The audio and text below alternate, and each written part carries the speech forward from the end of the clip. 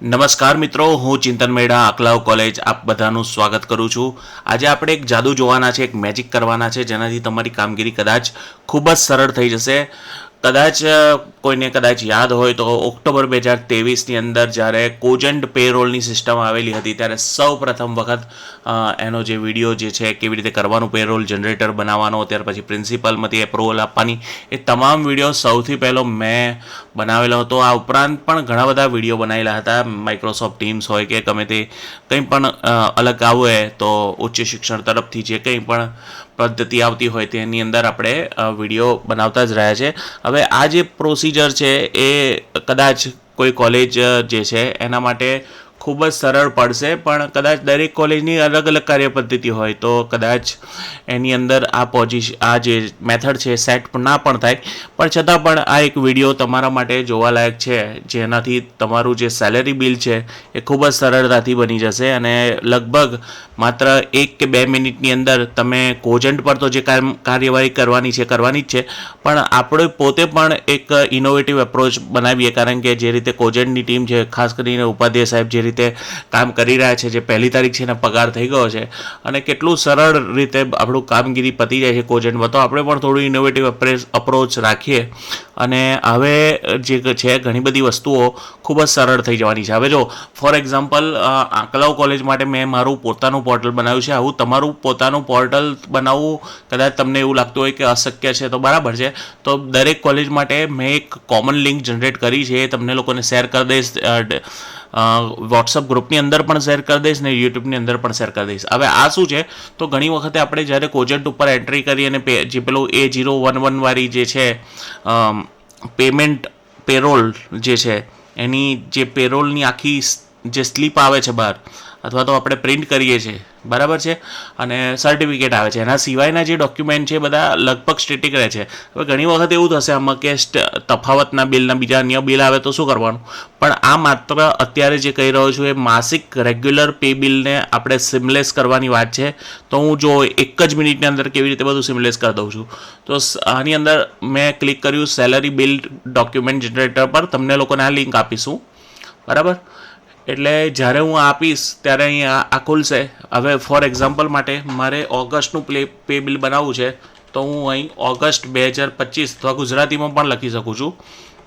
અહીં for example માટે reference number એટલે જાવક નંબર લખી દઈશ, બરાબર છે, અને અહીં હું ડેટ નાખી દઈશ, બરાબર છે। હવે બિલ નંબર એટલે કે આપણે બિલ રજિસ્ટર નિભાવતા હોય છે એ નંબર એ નાખી દઈશ, અને અહીં આ જે છે એ ફરીથી એની બિલની ડેટ નાખી દઈશ। હવે ફોર એક્ઝામ્પલ અહીં જે કંઈ આપણી અમાઉન્ટ છે એ નાખી દઉં છું અને એમાં ડિડક્શન હું એડ કરીશ, ઓકે, એટલે અહીં નેટ અમાઉન્ટ એટલે કે ચોખ્ખી રકમ આવી જશે। ત્યાર પછી અહીં જગ્યામાં હું મારી કોલેજનું નામ લખી દઈશ। આટલી વસ્તુ મેં કરી ફટાફટ રીતે। હવે હું એક્સપોર્ટ એઝ PDF કરીશ, એટલે અહીં તમે જોશો કે PDF બની ગઈ છે, અને PDFની અંદર સૌથી પહેલાં અહીં આવી ગયું છે કે ફોરવર્ડિંગ લેટર, આ અમારી એક મેથડ છે, ફોરવર્ડિંગ પહેલાં રાખીએ છીએ અમે। ત્યાર પછી જે આપણે કહેવાય કે ચેકલિસ્ટ જે છે એ પણ આવી ગયું છે। એના પછી આપણે જે કોજન્ટ પરથી આવેલી છે એ આપણે જોડવાની હોય છે, એના પછી ફોરવર્ડિંગ, ત્યાર પછી આવા જે પ્રમાણપત્ર છે જે આપણે કહેવાય છે કે બિલ રજિસ્ટર પ્રમાણપત્ર, એ પણ બનીને આવી ગયું છે। મેં ખાલી આ ફોર્મ ભર્યું છે એ આમાંથી બનીને આવી ગયું છે, ઓકે, અને LWPનું પ્રમાણપત્ર પણ બનીને આવ્યું છે, બરાબર। હવે આ વસ્તુને હું ડાયરેક્ટલી મારા લેટર પેડ પર પ્રિન્ટ આપીશ, બરાબર, એટલું જ માર્જિન મેં છોડેલું છે અને દરેકનું માર્જિન લગભગ આ રીતનું જ હોય છે, તો તમે આ રીતે બહુ સરળતાથી બિલ બનાવી શકો છો, ઓકે। તમને એવું થાય કે મારી તો બીજી કોલેજ છે, આમાં તો તમારું બધું છપાઈને આવી ગયું છે પ્રિન્સિપાલનું નામ, તો એના માટે એક બીજી લિંક મેં જનરેટ કરેલી છે। અચ્છા, આ કોઈ ઉચ્ચ શિક્ષણ કમિશનર તરફથી નથી આપેલું, બરાબર છે, આ તમે ખાલી એક કહી શકાય કે આપણે પોતાની રીતે એક ઇનોવેટિવ પ્રોજેક્ટ બનાવ્યો છે જેનાથી તમે લોકો આમાં કામ કરી શકો છો, ને આ એકદમ ફ્રી ઓફ કોસ્ટ છે, એટલે હું તમને લિંક આપીશ। મેં XYZ કોલેજ, કોઈ પણ તમારી કોલેજનું નામ નાખી દેવાનું અને પ્રિન્સિપાલનું નામ પણ હું ABC નાખી દઉં છું, આચાર્ય છે કે ઇન્ચાર્જ છે એમાં અહીં સિલેક્ટ કરી દેવાનું છે, અને પછી ત્યાર પછી તમારે અહીં એ કરી દેવાનું છે। હવે તમે એક્સપોર્ટ એઝ PDF કરશો એટલે અહીં તમને ફરીથી આખું જ જે છે પે બિલ એ મળી જશે, બરાબર. અમારી કોલેજનું ડાઉનલોડ સર્ટિફિકેટ જે છે આ મેં જે છે ત્યાંથી આવે એ સર્ટિફિકેટ પણ પ્રી પ્રિન્ટેડ રાખ્યું છે, અને એડ્રેસની સ્લીપ A4 એન્વેલોપ ને સ્મોલ એન્વેલોપમાં કરવાની હોય તો પણ મેં એનું આખું મોડ્યુલ બનાવ્યું છે, જેનાથી આ કામ આપણું બહુ સરળ થાય, બરાબર. તો જે રીતે ઉચ્ચ શિક્ષણ કમિશનરની કચેરી ઇનોવેટિવ પ્રોજેક્ટ કરી રહી છે એ રીતે આપણે પણ થોડું આમાં એડ ઓન કરીએ અને આપણી પ્રોસિજર બહુ સરળ બનાવી દઈએ. તમને એવું થાય કે સાહેબ મારું લેટર પેડ તો થોડું મોટું છે, તો પછી તમે અહીં જઈ જે છે વ્યૂ પેજ સોર્સમાં જઈ તમે અહીં કદાચ જુઓ તો આ સોર્સ કોડ છે, આનો તમે યુઝ પણ કરી શકો છો. અને આની અંદર તમે જો કદાચ પેજનું માર્જિન તમારે વધારવું હોય તો તમે કોઈ કોમ્પ્યુટરવાળાની થોડી મદદ લઈ અહીં આ માર્જિન સેટ કરી દો તો આખું જે છે એ તમારે જોઈતું હોય એ રીતે પણ તમને મળી રહેશે, બરાબર.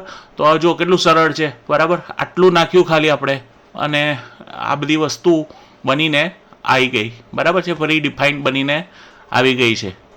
ઓકે, તો આ બહુ સરળ વસ્તુ છે. આવા અનેક બીજા મોડ્યુલ્સ પણ હું બનાવી રહ્યો છું.